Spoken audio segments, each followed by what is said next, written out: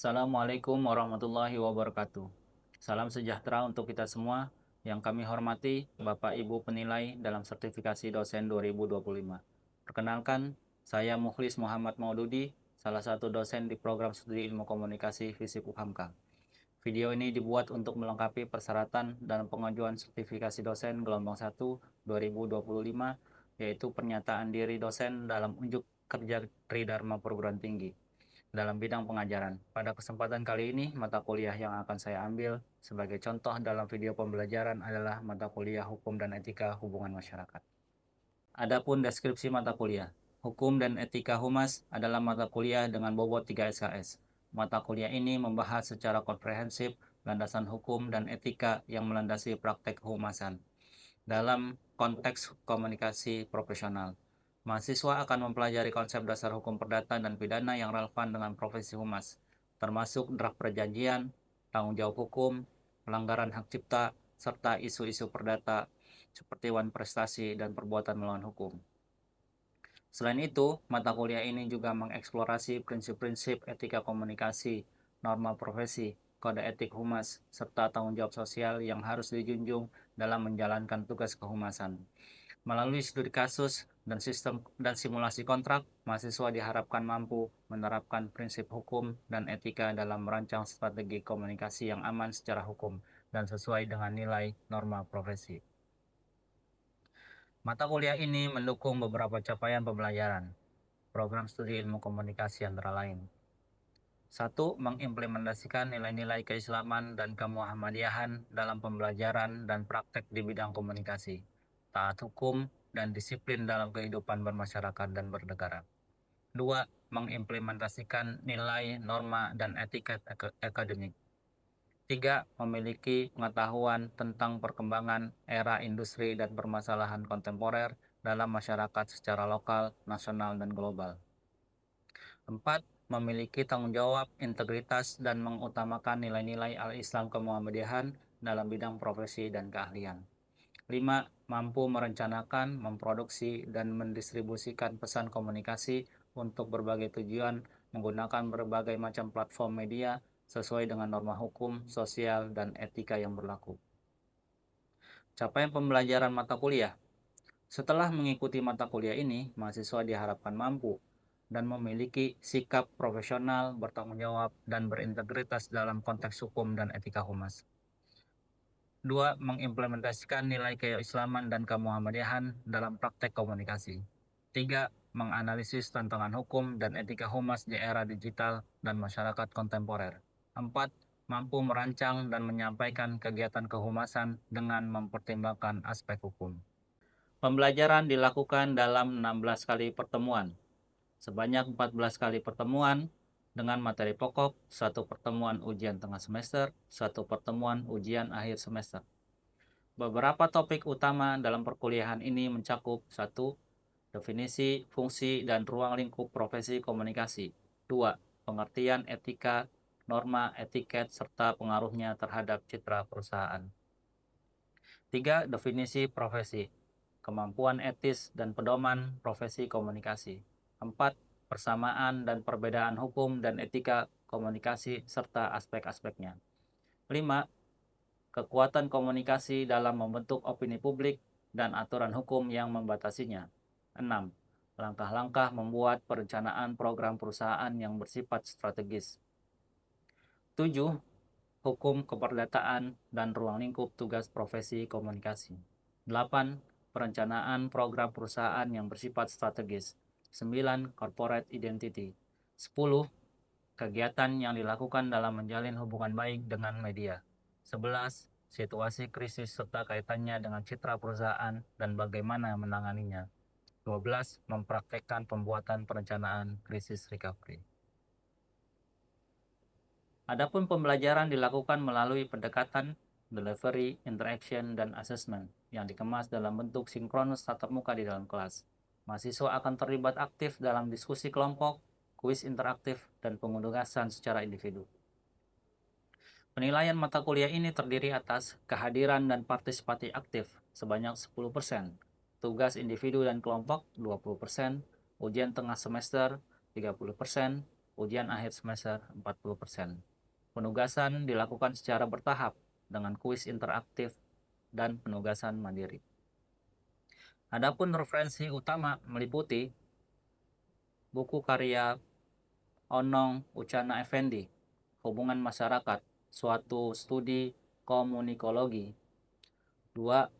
Rosadi Ruslan, Manajemen, Public Relation dan Media Komunikasi, Konsepsi dan Aplikasi. 4. Muhammad Mufid, Etika dan Filsafat Komunikasi. 4. Rosadi Ruslan, Etika Kehumasan, Konsepsi dan Aplikasi.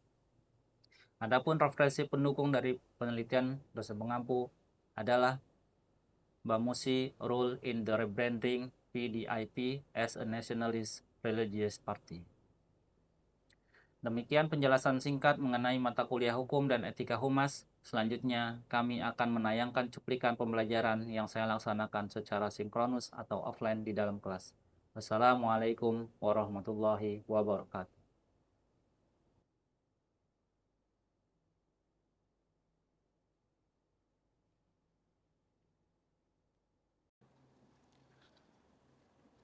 Assalamualaikum warahmatullahi wabarakatuh. Waalaikumsalam warahmatullahi wabarakatuh. Kita ketemu lagi ya di mata kuliah Hukum Etika Hubungan Masyarakat atau Humas. Ini CPMK yang ke-7 ya kalau di silabus. Tapi sebelum itu kita buka dulu dengan doa bersama ya. Kita doa untuk kelancaran perkuliahan kita pada hari ini. Doa dimulai. Rabbi zidni ilma warzuqni fahma. Amin. Oke, kita absen dulu ya sebelum kita mulai. Nesa Nuri, Safira Aiska, Hadir. Aiska. Adelia Rahmadani, Marsa, Zaki Sobri, Zaki Sobri, Ega, Al Hafiz Ilham, Vito Aditya, Afin, ya ada semua ya. Kita masuk ke materi ya, saya kasih penjelasan dulu tentang gambaran singkat materi perkuliahan. Jadi kita akan masuk ke materi tentang aspek keperdataan dalam ruang lingkup profesi hubungan masyarakat. Ya, jadi humas itu sebuah profesi ya, sebuah profesi dan dia dilingkupi oleh hukum keperdataan. Nah, kalau kita belajar ini kita akan punya kemampuan atau kompetensi gitu ya. Kita tahu nih aspek-aspek hukum keperdataan yang relevan dengan profesi kita sebagai humas ya. Jadi kita tahu aspek-aspek keperdataannya. Jadi ketika kita kerja di bidang humas, kita tahu mana yang harus dikerjakan, mana yang enggak. Gitu ya, dengan kita mengetahui aspek-aspek keperdataan. Ya, jadi ketika kita kerja, kita tuh akan ketemu dengan klien gitu ya, pihak ketiga gitu ya, dengan kita tahu aspek keperdataan, kita akan lebih bertanggung jawab. Ya, karena kalau kita tidak bertanggung jawab terhadap pekerjaan kita akan kena delik hukum gitu ya. Oke, berikutnya ini indikator pencapaiannya. Kita punya kemampuan ya untuk menjelaskan tentang aspek hukum keperdataan ya. Terus kita tahu hukum keperdataan itu dalam aspek apa aja gitu ya. Nah, kalau misalnya kita kerja sebagai humas, apa aja sih aspek hukum keperdataan itu dalam prakteknya. Nah, nanti kita akan mengetahui ya bentuk-bentuknya, apakah itu perjanjian gitu ya, MOU gitu ya, bentuk-bentuk kontrak sederhana seperti itu ya. Itu, dan kita akhirnya dengan begitu kita bisa mengevaluasi resiko hukum dalam pekerjaan kita ya. Selanjutnya ya diharapkan nanti kita bisa nyusun draft perjanjian sederhana ya, harapannya gitu. Jadi ketika kita kerja nanti masuk ke dunia kerja, kita udah tahu nih kalau dalam draft perjanjian itu apa aja yang harus ada di situ gitu ya. Kayak kita bikin makalah kan ada pendahuluannya, ada isinya, ada penutup kan. Nah, begitu juga ketika kita bikin kontrak kerja ya, atau perjanjian dengan klien. Gitu ya.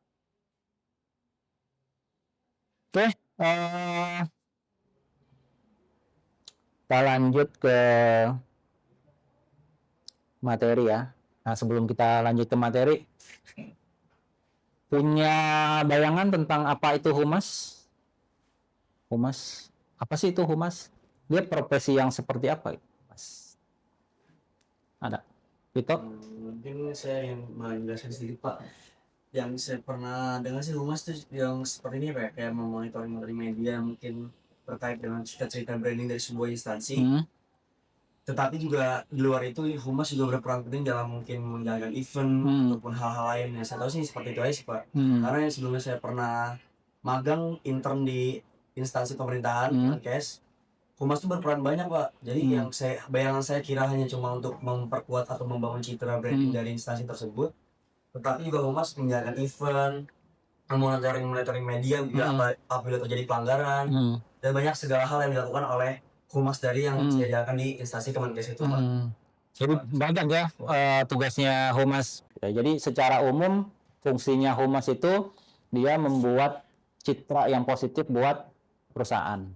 Kalau kita humas perusahaan. Tapi kalau misalnya kita humas untuk diri kita sendiri, ya kita nge-branding diri kita sendiri untuk supaya orang kenal kita tuh dengan image yang positif. Ya.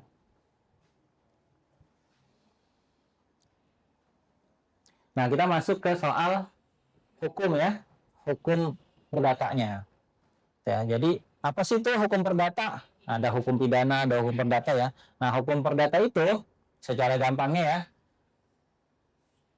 hukum yang mengatur tentang hubungan individu dengan subjek hukum lain gitu ya. Ya. Misalnya subjek hukum itu ada yang subjek hukum badan hukum, ada yang individu. Ya. Yang subjek hukum badan hukum itu bisa perusahaan, ya perusahaan, bisa yayasan, ya, koperasi itu apa? Badan hukum dia, ya. Kampus itu yayasan apa? PT gitu ya. Nah, badan hukum. Jadi kalau misalnya nama UHAMKA itu bukan badan hukumnya, ya itu nama. Badan hukumnya nanti apakah dia yayasan atau PT, itu ya. Gitu. Nah, jadi hukum perdata itu yang ngatur itu hubungan antara mengatur hak dan kewajiban antara individu dengan individu lain atau individu dengan badan hukum, ya, atau badan hukum dengan badan hukum, gitu ya. Kalau pidana itu individu warga negara sama negara hubungannya, gitu ya. Makanya ketika proses penuntutan yang hadir di situ yang nuntut itu jaksa atas nama negara. Kalau perdata si penuntut sama si tergugat sama penggugat itu individu sama-sama individu, gitu ya. Atau subjek hukum perusahaan sama perusahaan, gitu ya. Negaranya nggak ada, gitu ya. Jadi hukum perdata itu hukum yang mengatur hubungan antara individu subjek hukum dengan subjek hukum, baik itu subjek hukum itu badan hukum atau individu, gitu ya. Itu hukum perdata. Nah, ini ya. Nah, tadi kan udah dikasih bayangan tuh oleh Bang Vito ya. Humas itu satu tadi bikin event.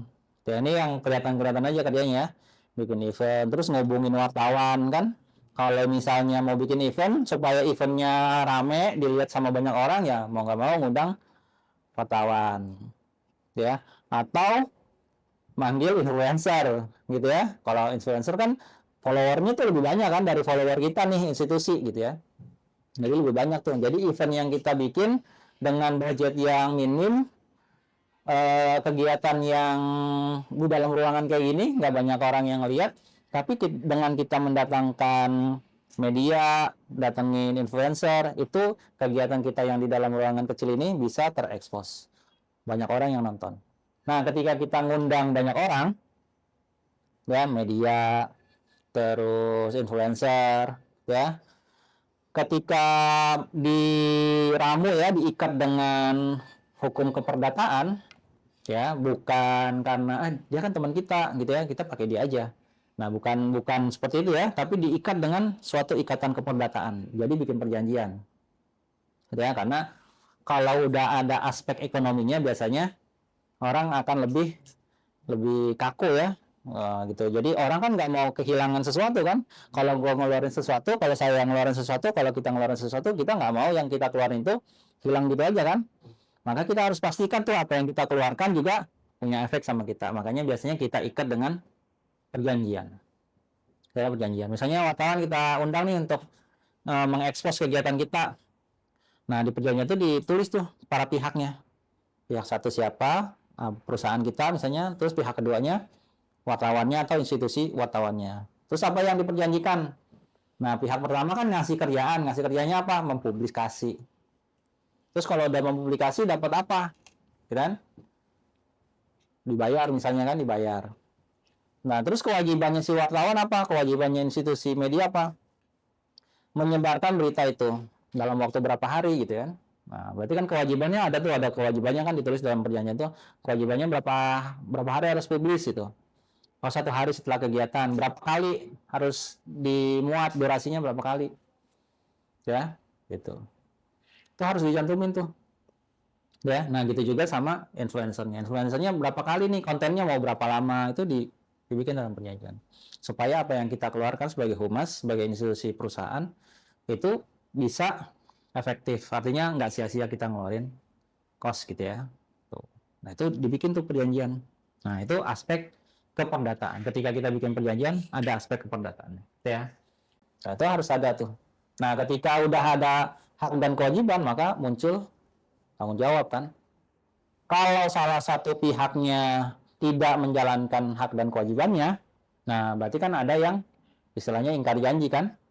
Ingkar janji. Ya. Kalau ingkar janji gimana? Salah satu pihak nih, apakah humasnya nggak bayar? Gitu ya? Atau perusahaannya yang udah dibayar tapi nggak mempublikasi. Rusaknya hubungan. Apalagi yang terjadi? Hubungannya rusak tuh. Udahlah gue musuhan sama lu gitu ya. Apalagi kira-kira? Coba Najwa ya? Ya. Apa kira-kira yang terjadi kalau misalnya antara humas sama media nih udah dibayar tapi nggak dikerjain, nggak dipublikasi, kira-kira yang terjadi apa tuh? Kalau kata Alam tadi kan rusak tuh hubungannya kan? Nah, kalau menurut Najwa apa? Pekerjaannya juga jadi rusak juga kan? Yang tadinya kita pengen terpublikasi dengan cepat, akhirnya tertunda kan? Tertunda. Nah, kalau tertunda kan berarti yang harusnya kita dapat cepat tuh efeknya akhirnya jadi melambat. Ya, jadi lambat. Apalagi kira-kira? Siapa? Siapa? Ega. Apa enggak kira-kira enggak? Kalau yang jadi gitu, Misalnya ada 2 orang nih, yang satu kita pergi ya ke Blok M. Oke. Jam berapa? Jam 3 gitu. Oke, jam 3 disepakati nih enggak. Terus selanjutnya salah satunya ditungguin mana nih, udah jam 3 kok enggak datang-datang. Kira-kira apa yang terjadi tuh? ya hancurnya hubungan sih Pak. Jadi musuhan ya, hancurnya hubungan jadi musuhan. Nah, kalau misalnya pertemanan kan kayak gitu, udahlah nggak usah ditemenin lagi, kita cari temen yang baru gitu kan. Tapi kalau misalnya ini perusahaan udah ngeluarin uang, apa yang bisa dilakukan oleh dituntut ya, dituntut. Itu juga bisa kena pidana ya berarti. Ya, kita bahasnya yang perdata ya. Tergantung kita tuh, itu ada strateginya lah ya, supaya uangnya bisa kembali atau kegiatannya bisa terlaksana, itu ada strateginya ya. Ada strategi tergantung pengacaranya gitu ya. Tapi kalau dari aspek keperdataan ketika udah dikunci dengan perjanjian, kita lebih gampang ya melakukan gugatan perdata. Ya, gugatan perdata. Kalau tadi nih bikin perjanjian atau secara lisan lah ya, lisan. Ini ada PMH soalnya ya, ada PMH. Bedanya PMH sama wan prestasi. Jadi kalau gugatan perdata itu ada 2 nanti. Ada PMH, perbuatan melawan hukum, sama wan prestasi. Kalau wan prestasi, dasarnya perjanjian. Kita nih ngerasa dirugiin. Misalnya tadi udah bayar media sama influencer untuk mempublikasi, tapi publikasinya nggak sesuai sama yang kita inginkan. Ya kan ada perjanjiannya. Nah, kalau kita ngerasa dirugiin, udah ngeluarin duit besar, tapi kok ternyata publikasinya nggak wah gitu, nggak seperti yang dijanjiin. Nah, kita gugatnya namanya wan prestasi. Tapi kalau kita ngerasa dirugiin, ya ngerasa dirugiin nih kita nih, tapi nggak ada dasar perjanjiannya, namanya PMH, perbuatan melawan hukum. Jadi kalau misalnya Ega sama Alam nih, ya lagi jalan nggak kenal gitu ya, tiba-tiba Alam kesenggol, terus jatuh lah ya, terus ada lecet-lecetnya, masuk rumah sakit kan, diobatin tuh, beli obat lecet gitu ya, betadine apa segala macam. Terus karena Alam ngerasa dirugiin, karena harusnya kan nggak keluar duit. Ini tergantung ya, mau pilihan pidana atau perdata. Katakanlah pilihannya perdata supaya dapat duit, supaya uang tadi beli obat bisa kembali lagi atau bisa lebih. Nah, Alam bisa gugat Ega secara perdata. Oke-nya pakai kepala gugatannya itu perbuatan melawan hukum, karena dasarnya bukan perjanjian gitu. Saya ada tugas ya. Tugasnya tadi kan kita udah bicara soal kontrak ya, kontrak. Nanti saya kasih contoh, tinggal diadaptasi aja ya, diadaptasi.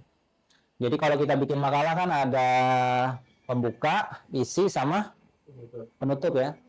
Nah, di dalam draft ya, perjanjian atau kontrak, itu ada juga strukturnya sama. Struktur awal ya, struktur awal itu pembuka, isi, sama penutup. Nah, di awal itu para pihaknya. Pihak pertamanya siapa, pihak keduanya siapa, disebutin tuh identitasnya, itu awal. Ya, jadi nama, tanggal lahir gitu ya, atau jabatan, perusahaannya apa gitu ya. Terus sebutin tuh. Itu sebagai identitas para pihak. Itu bagian awalnya.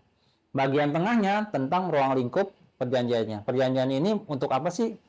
Perjanjian jual beli, perjanjian untuk bikin rumah, jual rumah, ya. Jadi sebutin tuh, maksud bikin perjanjian ini adalah untuk mengikatkan pihak pertama kepada pihak kedua untuk melakukan jual beli misalnya gitu ya, untuk melakukan pembangunan rumah gitu ya, untuk melakukan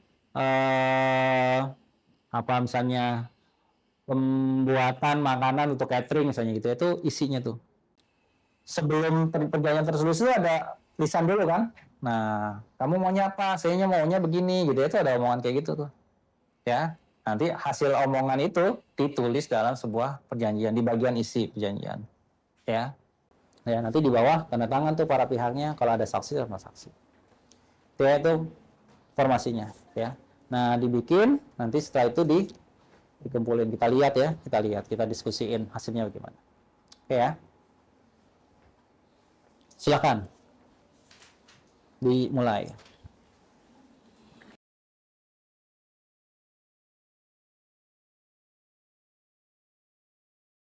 Oke ya. Udah selesai.